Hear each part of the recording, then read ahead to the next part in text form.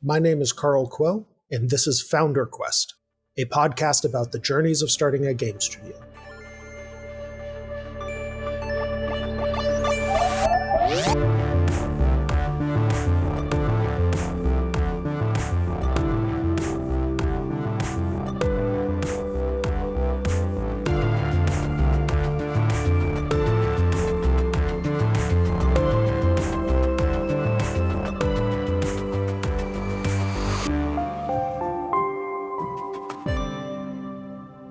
Today we're talking with Zabir Hoque, who founded Torbie in 2022. They're on the verge of releasing their first game, an exciting high point in the founding journey, and we talk about the path that led to this moment. Zabir was able to translate a bunch of experience as an early employee at a previous startup, System Era, and combine that with both big company experience and the learnings and community of digipen to take the leap into founding his first company. Let's dive into the episode.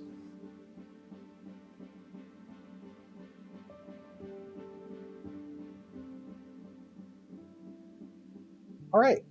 Thanks for joining me. Why don't we start out with sort of how you got started on your founding journey? So there was a moment you said, you know what, I'm going to start a company. Leading up to that moment, like what about that time made you go like, hey, this is the path I want to go down? So I guess it's almost twofolds. I wanted to be a game developer ever since I was a little kid, and I went to school at Digipen. It's a little school here in Redmond, which is in Seattle. um, and while going through Redmond, everybody always talks about like, hey, let's start a game studio, right? Wouldn't it be cool if we made all these games that we always wanted to play as kids? Now we're adults, let's go make those game studios. Usually closer to by the time your senior year comes around, you start to realize like, okay, I have some student debt, I have some other practicalities we need to deal with, and do I actually know what I know, how to do this? When I went through digipen, had those kernels of wanting to do my own studio and the games I wanted to play. Always there. It was after a number of years of working in AAA where I realized, okay, I think I understand how to at least make games. I may not understand all the business pieces and all of that, but I think I at least know how to start making games. And it just got to a point where it didn't feel like I had the ownership of really getting to put my vision and my intentions into the games I was working on. Because I worked on Fortnite and some other and Halo. The teams are just so enormously huge. I'm not sure if any one person is able to even do that, right? So it's this weird amalgam that's being made.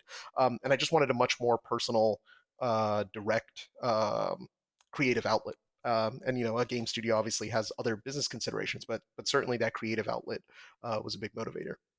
Yeah, that's awesome.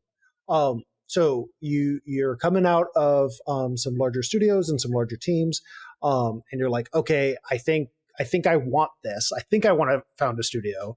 I think I know a thing or two about making games, maybe not the business. So what was, once you had that inclination, what were the things that you felt like, okay, I have to go and like figure these things out before I'm committed to this path? Like, what was there anything that you're like, okay, I've made this decision. Now let me go validate it by learning these things or asking someone or anything? Yeah, so I think there was a couple of different pieces. So I think the first was viability in like the actual business itself. I know I said we weren't experts in that, but that is because we weren't. At least me and my co-founder. That is what we really needed to go and validate and make sure that we could pull this off, and we weren't just gonna waste a bunch of our money. And so we really looked at the market and where there was a gap, where we wouldn't be completely crushed by AAA, or there was too much concentration from indie studios. And so we really needed to chart a path as far as like, what is it going to be our strengths and advantages from basically the like, how do we operate the business?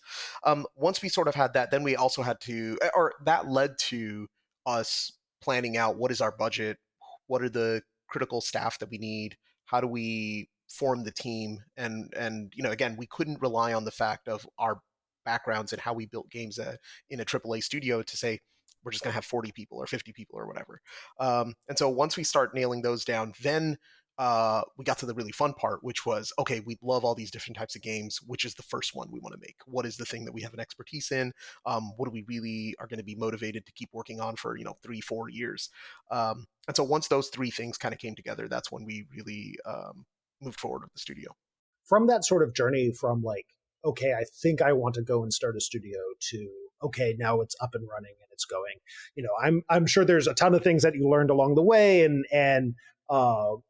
things that you would pass on. But if someone came to you right now and was like, hey, I'm thinking about starting a studio, what's the sort of like biggest learning from that moment that you would sort of give them? So obviously, this is incredibly anecdotal from just my experience, but and hopefully this doesn't sound too egotistical. But at least through my career of 10 years in big game studios, there really wasn't any major rejections or failures or anything like that. Honestly, it felt like a relatively smooth and easy career path. um, Once you start a studio, the number of no's and rejections and things you hear and the dark days you experience is so incredibly significant. Because literally the ratio flips to 95% people telling you this isn't going to work. No, we don't want to fund your idea. No, we don't want to publish this. And you're constantly worried about like, are they actually right? Is this not going to go well? And so I think you have to have a certain level of preparation for that. And that certainly I wasn't quite as ready for. Um, Luckily, again, that's where you can rely on your co founders, where you can strategize. And when you're feeling down, they pick you up and vice versa. But I think that's probably my biggest surprise or learning is to, and what I would advise is like to consider that aspect when you're going into it. Yeah, I think it's such an interesting thing. Um, because when you are in a larger company, the interesting thing is you get so many more yeses, you get so many more moments of agreement. I do think you're very rarely told truly no, that doesn't work, or this is rejected. But what's also interesting is in that environment, you sort of need many yeses for anything to happen. Going back to your sort of conversation of like, hey, in a 400-person team, does anyone truly, on an individual basis move the needle, right? Like in that kind of environment, you need, if you're going to go and ask six people, you kind of need five of them to say yes, right? Whereas once you're more in the startup environment, you get so many more no's and rejections. But you also, like when it comes to publishing as example, you don't actually need, if you go and talk to six publishers, which is an absurdly small number of the publishers you would talk to in a moment, but if you go and talk to six publishers, you actually only need one to say yes, maybe two if you want some competition, right? And so it is an interesting flip that is hard to emotionally deal with, but you also have to remember the context of you're going to hear a lot of no's, but you only need one yes, not many yeses, right?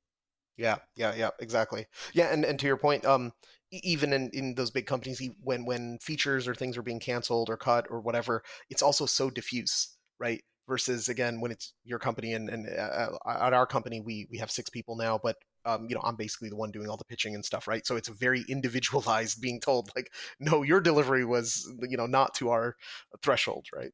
Yep. Yeah, yeah, yeah. You sort of talked about relying on your co-founder and sort of the journey you went on. I'm curious, what is your sort of co-founder makeup? Like if you think about, like, I think a lot of times it classically falls into, the design co-founder versus the tech co-founder versus the business co-founder or what have you. But like, sort of, how would you talk about your co-founder makeup? Yeah. So my co-founder Riley, he and I met when we were both working at System Era. That's the studio that made Astroneer. He and I were both employees 1 and 2, and so we shared a lot of like I guess meta experiences in that we weren't founders, but we were there at the very early days, and so we would always talk about various aspects of how the business is going and how things were running, and so we were um, very similar mindset in terms of how we were seeing that company grow and what we might try to do differently from that perspective. However, in terms of skill set, we are quite complementary. I'm very analytical and on the engineering side, and Riley is certainly on the creative, go-to-market strategy and design side of things. And so that I think worked really well in terms of us two initially kind of ideating the company and forming. And then we have a third co-founder, Sheridan. He and I are went to school together actually at digipen. And so I had known him for an enormous long time. And when the studio was kind of going, we had just formed, things were starting to go. We realized engineering is generally one of the biggest bottlenecks in terms of trying to implement ideas and get everything going. And he being a exceptionally good engineer, and me also taking on a lot of the CEO roles, we really needed that support. And so that's when I invited him to join Torbie, and so that was our co-founding team. So it was the three of us. Awesome. And you talked a little bit about how you sort of brought on your third co-founder, but when you were thinking about the first two, was that just hey, we've been talking about this, we both sort of are there at the same moment, or was there a like, hey, how do I decide this is the right mix of co-founders? How do I decide who I should start co-found this? Like when you got to, I guess, jumping all the way back, when you had that moment of like, I'm going to go start a company, was Riley right there with you, or was it you went and found people? Yeah, no. So I think well, I guess again, very personal story was I think Riley sensed that I was getting ready to leave System Era, and he was just like, "Hey, you want to grab dinner and just talk about leaving and everything?" And so we just chatted for I don't know like an hour or so, and then I actually left, and then it was 2 years before I was actually ready again. But during the that 2 year period, we kept chatting, and we were just ideating about things and talking about what ifs basically. And so we stayed in touch, and that's I think what sort of helped us really understand how we would work together. That we both were committed to doing this, talking through again whether our skills were complementary enough, where everything. And honestly, like I'm super fortunate that I have Riley as a co-founder because again, not just in the nuts and bolts of our experiences being complementary, but again, when I'm like a hothead, he's like calm and cool, and when I'm kind of being an asshole, he's like very generous and again understanding. So again, in many levels, we've worked really well together. That's awesome. Um, and so you two had stayed in contact for a while, sort of got to the place after a couple of years where you're like, hey, we've talked about this for 2 years, we've decided it's time, we're going to go. And then you realized you had this need. Was the third co-founder someone you had also been talking to for a regular basis? Was that something that you had to be like, oh God, we need to go and find this, let's go find that person? Or how did that come about? Yeah, so Sheridan and I, because we went to college together, and we actually, even in college, we were roommates. And I was in his wedding party when he got married. So he and I have been really good friends for yeah, like a decade plus. Um, and he had moved a little bit outside of games, and every time we would meet up or talk, he would always be talking about like, oh, I want to do this on a game studio or this and everything. But he just hadn't pulled the trigger on going forward with that. And once we started forming the team and some development started, it became very apparent that me as the sole engineer and taking on a lot of the CEO responsibilities, we were just not going to be able to, that wasn't going to be tenable. And so that's when, because I had already known that Sheridan was sort of on the fence, I needed to give him a little bit of nudge. But that was the impetus to go, okay, let's do this. Would you want to join us? Here's where everything is. Here's the upsides. Here's the downsides. Yep. Awesome. Um, and with Riley and Sheridan, and I know they were sort of different tracks, but when you think back to that, the journey that you're on now, what do you think were the most important conversations that you had with each of them to figure out actually, yeah, this is the right fit to be a co-founder of Torbie? So I think when you're hopefully, I mean, I'm not married myself, but it feels like you're getting married basically. And so right at the beginning is I think when you're going to be in the most positive moments of the journey because there's going to be some really tough periods. And so I think it's really a good time to talk about what are all the ways that things can go wrong, whether it be fights or like actual hardships or stuff that you have no control over, and try to work out as many of those scenarios and talk through it as you possibly can.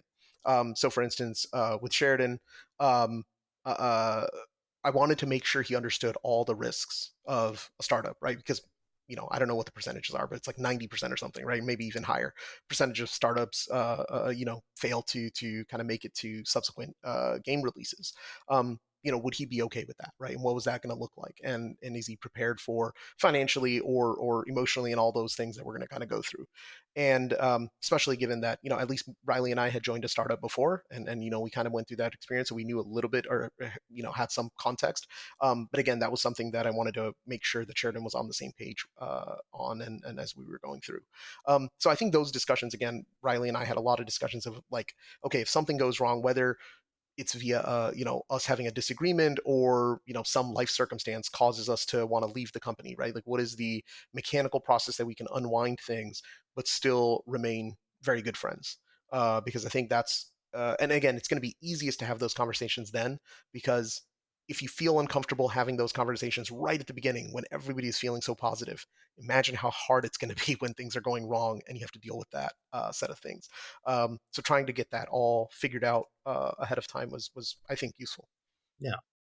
One of the things I wanted to dive in a little bit deeper with you specifically is, um, oftentimes a lot of startups have all the founders join right at the start, right at the inception of the company. And in your case, Sheridan joined a couple months after you had sort of gotten going. You were working on the game.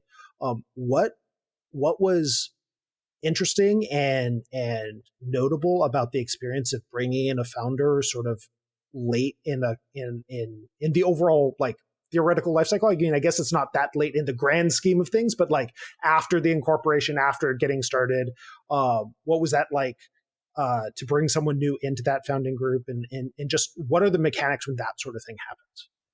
Yeah. So honestly, like Sheridan, originally when he joined, we didn't really discuss titles or any specific things, because it was just basically three of us, and it was like three friends working on a game basically. And so we didn't kind of have too many of those specific title discussions, at least.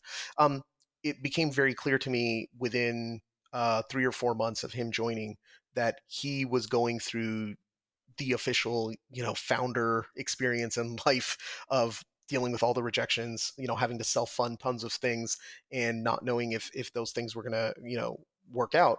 And so I kind of approached him and said, "Hey, you should really be considering yourself as a co-founder of the studio, right? Like, yes, you weren't there at like day one when we incorporated and everything, but in terms of all the relevant experiences and burdens to be taken on, you have done so."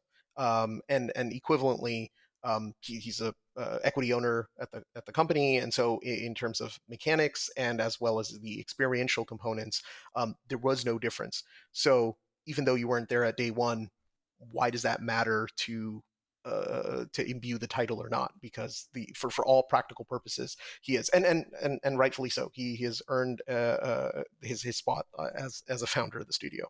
Yeah, 100%. Yeah, I think what's interesting for me to hear about these journeys is I think so often the story you hear is, oh, this group came together and they were founders at the very beginning, and that's the founding group. But I know that there are lots of companies, right? Like Torbie is maybe a minority in this case, but not a complete exception, where founders change, and that founder makeup changes later in the stages and different handoffs. But you're the first one on the podcast that has done that, so I got a chance to ask. So that's really cool. When you sort of talked about facing the rejections and going through and talking to various folks. What's the difference between how you thought the fundraising process would go and starting a studio would go and getting off the ground and stuff, and how it actually has happened so far?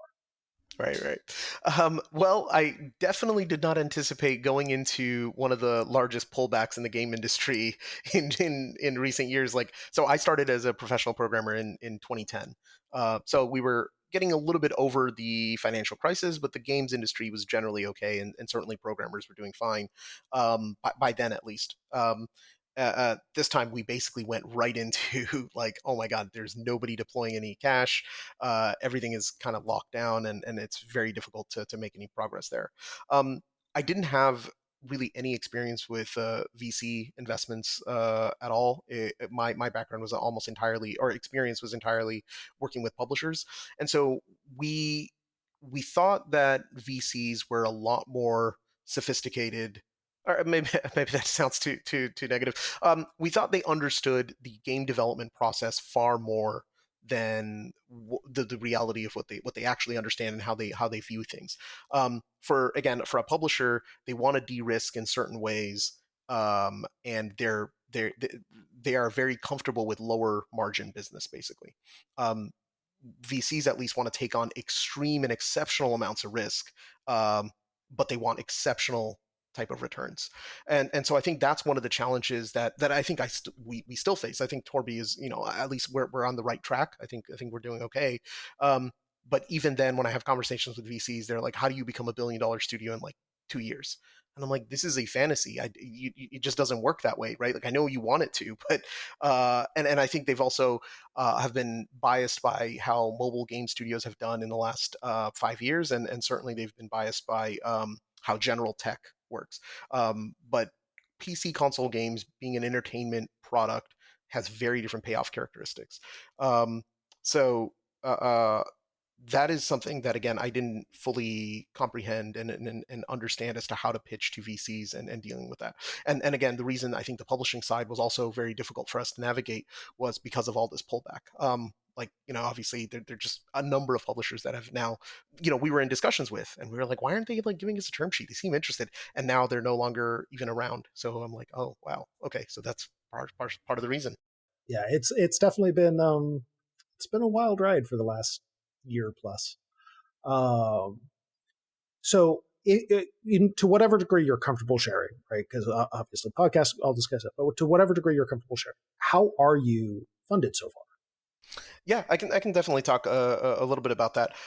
So initially, Riley and I self-funded the company. The three co-founders, we didn't draw a salary, and so we were just living off our own savings and everything. And then Riley and I put in some cash into the company to run certain basic set of operations and things like that. And we operated that way for about a year. At that point, we had some playable demos and things like that. And that's when A16Z's speedrun program came up.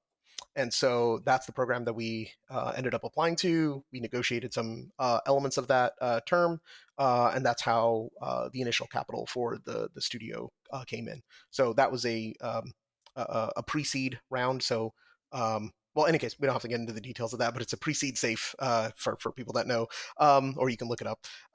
And then that's the only real capital into the company for about another year and a half. Very recently, we took on some angel investors, and those are generally relatively small check sizes, something like 20,000 to 50,000, somewhere in that range. So we had a few people that, yeah, again, believed in the vision, saw the studio and the trajectory and everything, and so they were again, they're really just fans of ours, and so we're really fortunate to kind of have them on board. But that's really the only capital that's come into the company, and that's how we've been funded so far. Yep. And just for context for folks, whenever they happen to listen to this, you are on the verge of launching your first product, but have not actually launched it yet, right? So, That's right. That's right. so yeah, I think you are of all the companies I've talked to. I want to be careful when I say this. Of all the people I've talked to, you're the closest to revenue so far. So that's an interesting moment. Like, with the sort of accelerator experience, because you were part of the very first speedrun, right? That's right. Yep, we were part of cohort one. Yep. So with the accelerator experience and the bootstrapping into accelerator into some angel checks just to get you to the sort of like moment of revenue on the horizon, on the immediate horizon, uh, how does it feel to be in this moment? Like how are you feeling about that journey and feeling about the revenue moment coming? And Yeah, yeah. Yeah, so well, one, it's super scary, right? Because you hope that it's gonna go well, but you of course never know. At least the way I try to approach running the company, as well as just engineering work that I do, is I'm completely okay with maybe failures are too strong of a word, but uh, uh, imperfections or things going wrong, right? As long as they're small and you're constantly iterating to improve those elements. So, for instance, so I'll just talk very specifically about our initial announce of the game.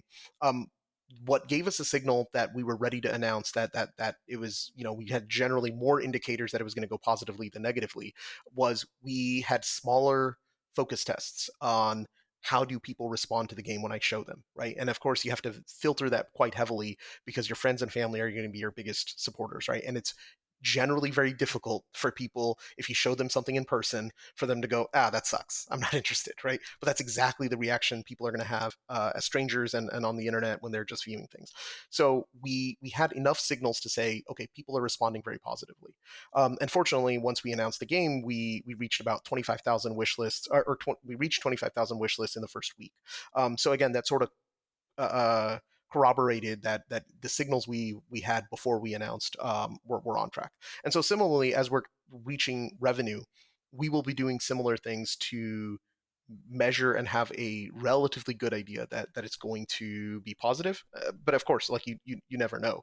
Um, that's how I guess we're at least approaching it. Yeah, unfortunately, I wish I had a more concrete or bulletproof approach, but that's at least what we're doing.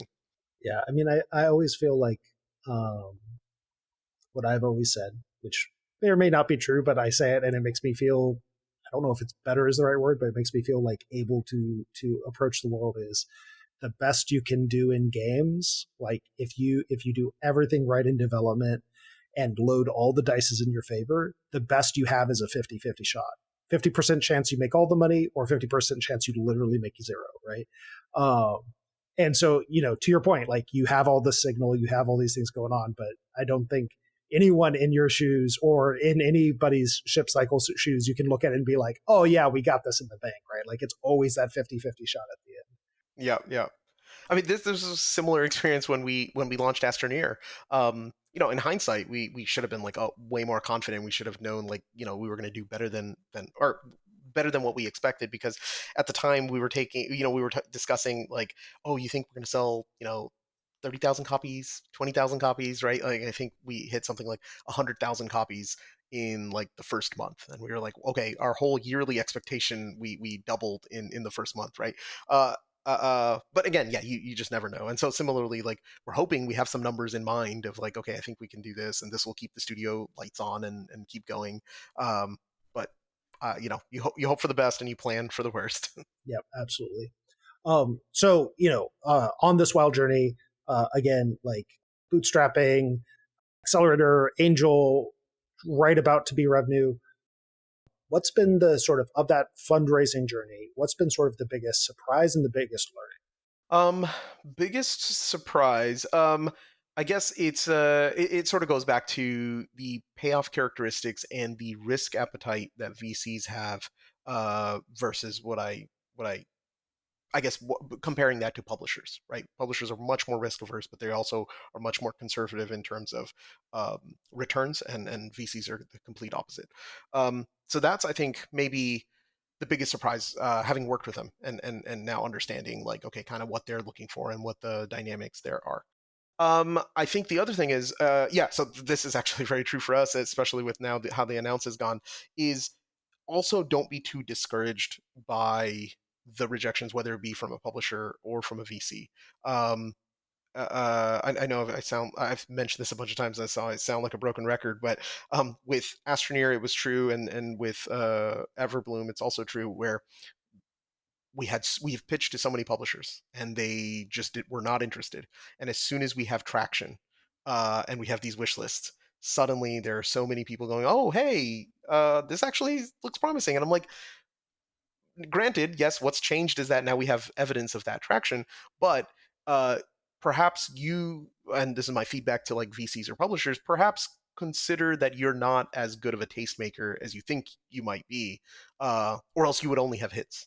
Games would be, 100% hit rate business if that was the case. But yet, like you were saying, we really are batting closer to like 51%, and then that's what keeps the industry going. So I think that was uh, again, another big learning is that just because you're facing those headwinds, don't get too down. If you really understand the customer you're building for, they are there. Figure out how to get that traction and validation that there is somebody that wants the thing that you're building. Now I want to pivot a little bit into some questions specifically about sort of you on your founder journey and yourself. What are the primary sort of support structures you have for yourself on this founder journey? Oh man, that's a really good question. So I think one, my co-founder has again just been kind of incredible. Like I'm super lucky that Riley and Sheridan are there because I'm probably more temperamental. Maybe that's because I'm more public facing and experience the negativity more firsthand. But again, when I'm feeling very down, they're there to pick me up, and so I'm really grateful for that. Secondarily, it's my immediate, like my girlfriend, my parents, immediate friends and family. And when you're feeling crappy, again, they're there to either distract you or to build up your confidence again. So, for instance, my girlfriend has known me for 10 years or something like that, and uh, uh, the it's really helpful when she's able to kind of take a step back and say, "Hey, look, you've been through these types of things before. Here is, how you dealt with this and dealt with this and this dealt with this. I don't know about the details of if it's going to be the same, but realize that you have been through harder times." And so that again is, I think, really useful. And of course the other thing, and how do I make this sound less crass? But I've had a successful enough career where even if this goes really badly, financially and uh, job market wise, like I think I'll be okay. It's not going to be catastrophic. Now, of course, that's a huge privilege that I have that a lot of other folks don't. That might be trying to start studios or running studios. Um, but I think that, and almost in that exact order of my co-founders, my immediate friends and family, and just the my career so far has been really the elements that have been the support uh, mechanisms that have been able to keep us going. Where do you feel like you have a gap where you wish you had more support? Any place on that founding journey where you're like, man, like, emotionally supported, like friends supported, like you have some amount of buoyancy there, but like there's these collection of things that you're like, oh, I wish I just had more support for these specific things. Yeah.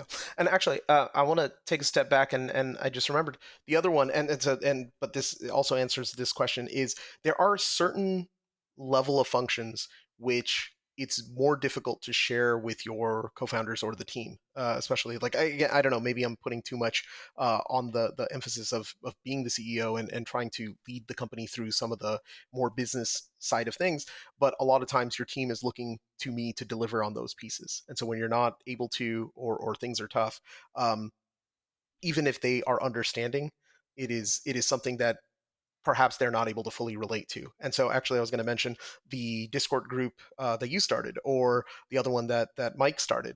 Those have also been super helpful. So I should have mentioned that in the previous question as well, is also being around folks that are going through almost the exact experience that you are, which is a little bit different than what your co-founders are going through, is also really helpful. And so to answer this question about where do I think there's a gap, um, I think there's still a level of difficulty in having very deep conversations about those aspects of running and operating our business. Because again, obviously, we have this group of founders and CEOs where we're kind of talking about the challenges and how to navigate certain things, but we also have to keep a level of privacy about the internals, the details of our company, or even personnel and things like that would be inappropriate to talk about. But so I don't know if there's a solution, but there is, I guess, a gap there in how openly we might be able to talk about it. So there is still that level of like loneliness, and you're sort of the only one kind of steering that piece. Yeah, I think it's such an interesting job. I mean, I feel exactly the same way.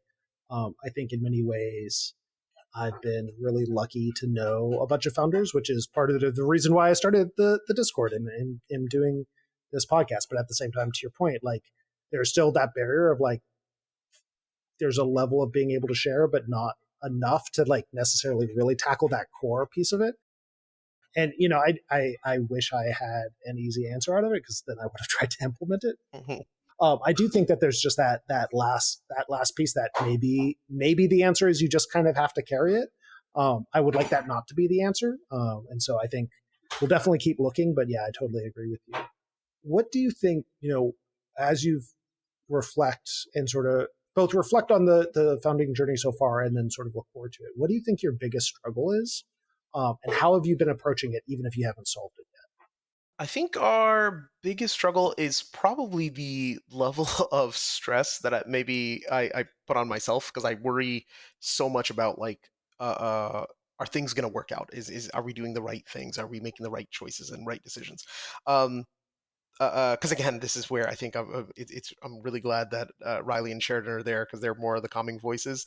Um, I don't know if I have a right, or I don't know if I have an answer. I think that's part of my just personality of like ever since I was a little kid, like that is what I always worried about, and like I was always the one on like school projects where I was like, okay, like we need to get this done like right away, whereas like half my teammates were like, whatever, we have like 4 weeks, um, and so I think that is probably the number one thing. But yeah. And when you look on the horizon for yourself and your company, right? Like, and I recognize that maybe that horizon can't extend very far right now because there's such a big moment where like it's sort of crowding it out. But when you look on the horizon for yourself and the company, what is it that you're thinking a lot about? What are you worrying about?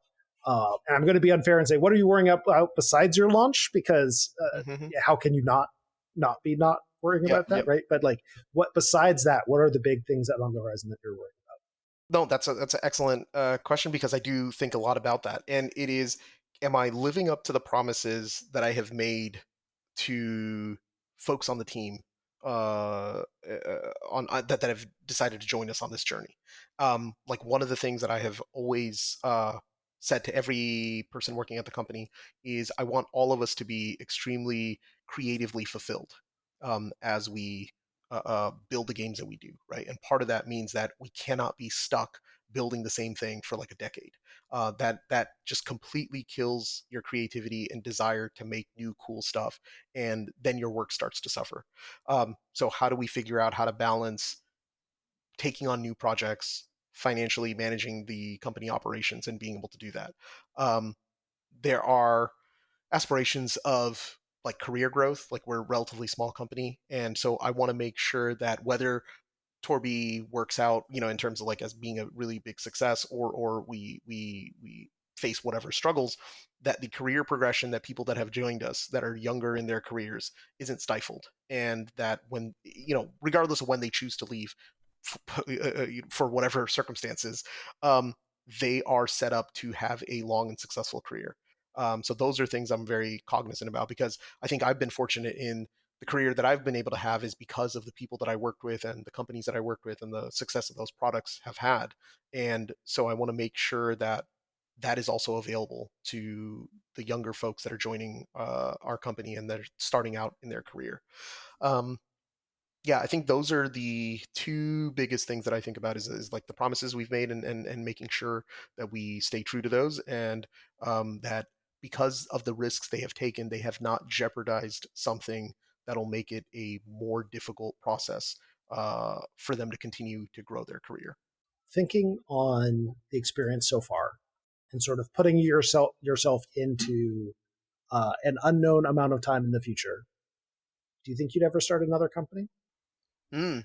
Uh, so, well, it depends on whether Torbie is around. So, I will say this: being in this environment, despite the stress, I absolutely love it. Like this is exactly what I've been wanting out in terms of being again creatively fulfilled, challenged to learn a whole bunch of new things, and um, getting to build the things and put things out into the world that I really enjoy and want. So from that perspective, absolutely, I think I will be whether that's that Torbie is acquired and a larger organization says, "Hey, we know how to like run this thing," or if we face whatever hardships and the studio shuts down. Um, I think absolutely. Now, if it's the case that Torbie is still around and we're still going strong and we're still build games, then of course, this will be my full time thing. Of course, of course.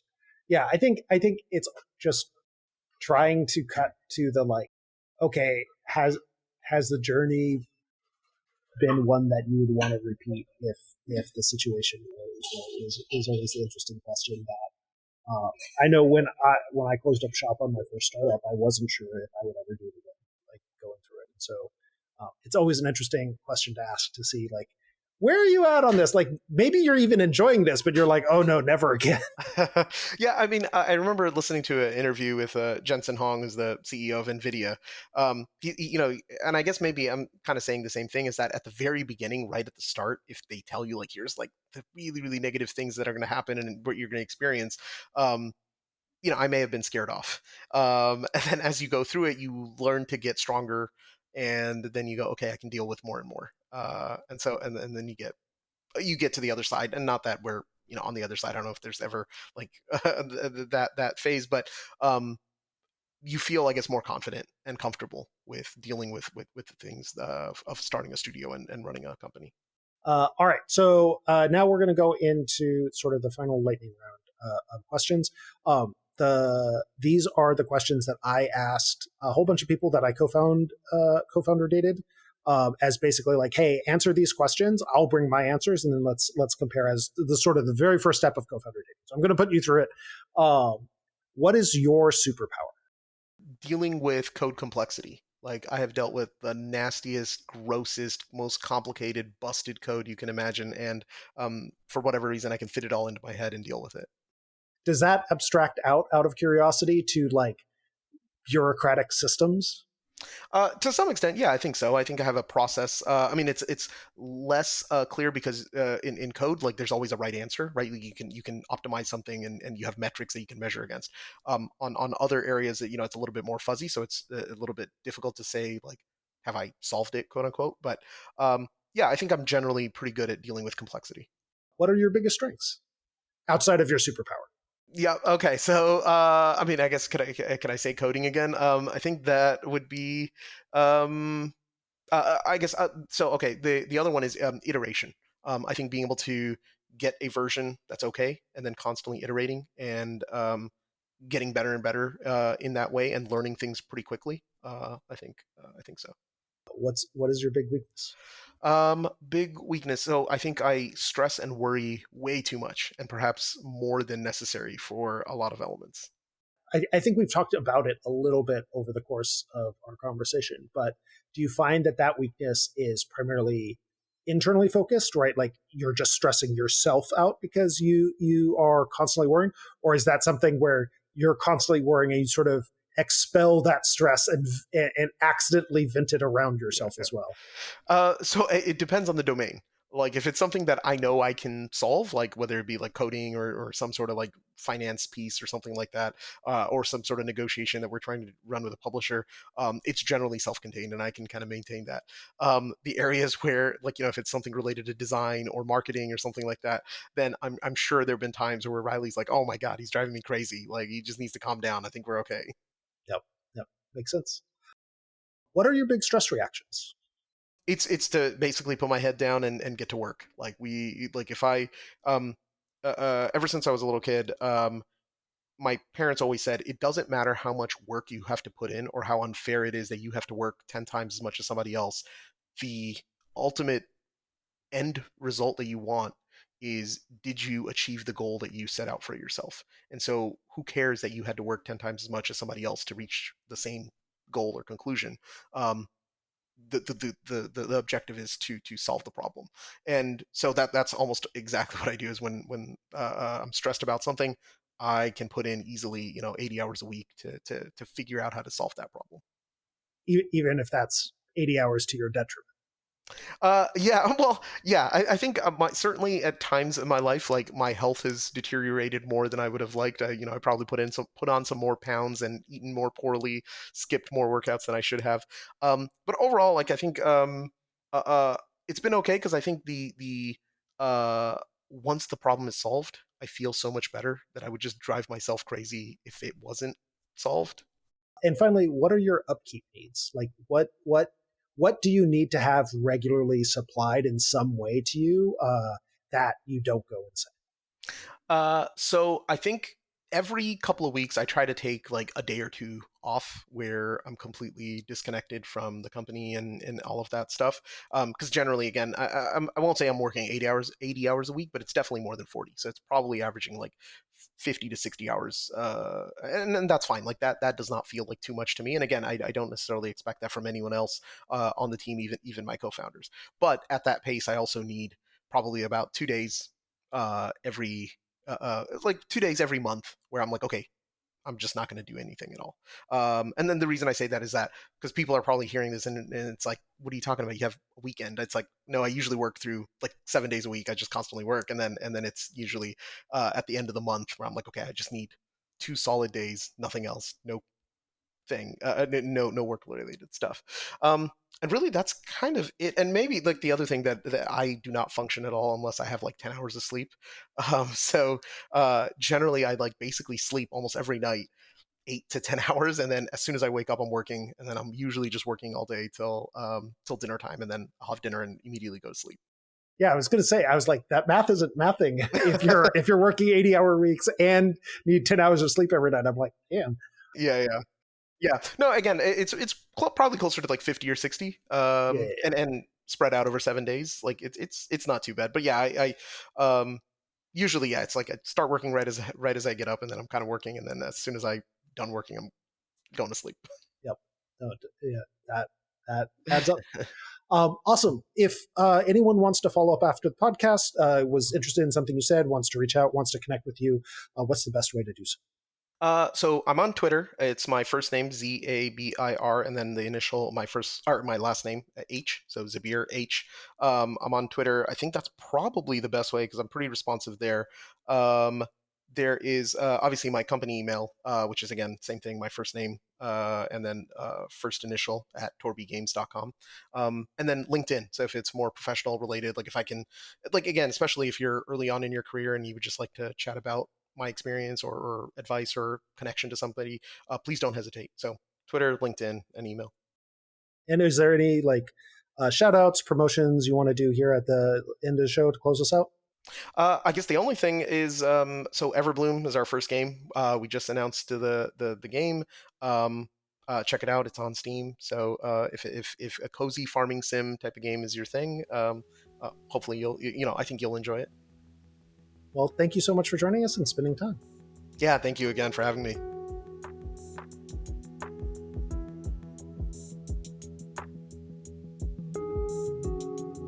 Thanks for listening to the entire episode.